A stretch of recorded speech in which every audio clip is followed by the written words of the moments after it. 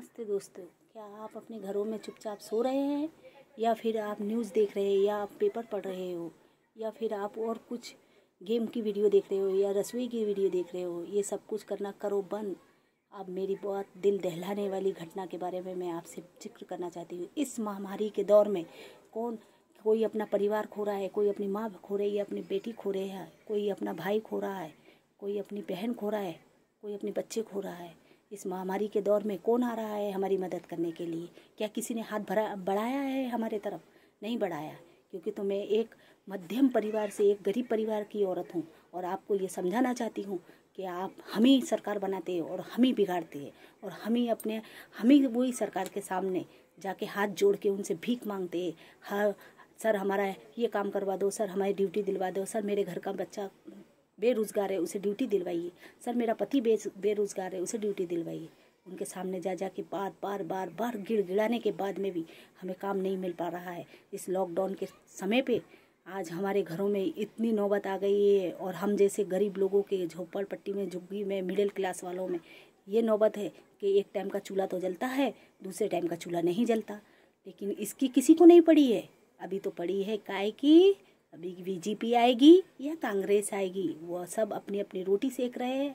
और मैं आपसे निवेदन और विनती करती हूँ कि ये सब चीज़ों से छुटकारा पाइए। हमें वोटिंग उसी आदमी को, सही आदमी को चुनना चाहिए वोटिंग के लिए, जो हमारा एक काम करे, जो हमारी परवाह करे, जो हमें राजा की तरह, एक आम जनता को अपने बच्चे की तरह समझे। उसी को वोटिंग देनी चाहिए और उसी को आगे बढ़ाना चाहिए। मैं आपसे हाथ जोड़ के और मैं निवेदन करके, विनती करके मैं आपसे ये कहना चाह रही हूँ, अगर आप इस साल भर, अभी हमारे पास में 1 साल का समय है और इस साल भर के पहले अगर हम लोग नहीं सुधरे तो कभी नहीं सुधरे। और हम आम जनता है, हम चाहे तो वोट दे के सरकार बना सकते हैं, सरकार बिठा भी सकते हैं। ये आपके हाथ में है दोस्तों। मैं आपसे इतनी विनती कर रही हूँ। आज हम राशन लेने जाते हैं, बोलते हैं मोदी सरकार 3 महीने का राशन दे रही है, लेकिन कोई राशन नहीं मिल पा रहा है। मैं मध्य प्रदेश से बोल रही हूँ और मैं आपसे विनती करती हूँ। हाल ही में अभी देखिए, छिंदवाड़ा ज़िले का एक दिल दहलाने वाली घटना के बारे में मैं आपको बताऊंगी तो आपका दिल दहल जाएगा दोस्तों। मैं रो रो के आपसे विनती करके कहती हूँ दोस्तों कि आप सरकार को परखिए, पहचानिए कि सरकार हमारे साथ क्या कर रही है। सरकार हमारे साथ धोखा कर रही है सर दोस्तों। आज कोई गरीब के घर का कोरोना के वजह से उसकी मृत्यु हो जाती है तो दवाखाने में पैसे मांगे जाते हैं उसकी डेड बॉडी ले जाने के लिए, और जो कि वो डेड बॉडी के लिए उसके पास पैसा नहीं हो पाता उस गरीब के पास में। तो आज उस गरीब ने मोटरसाइकिल पे बिठाल के उसे बाहर ले गया, अपने घर तक ले के चाय की चुस्कियाँ ले रहे हो, मज़े ले रहे हो, फुल लॉकडाउन का मज़े ले रहे हो। और ये सब कुछ कौन कर रहा है? जिनके पास में पहले से ही धन दौलत, खेती बाड़ी और सब कुछ हो रहा है, सब पैसा वगैरह वो अपना इस्तेमाल कर रहा है।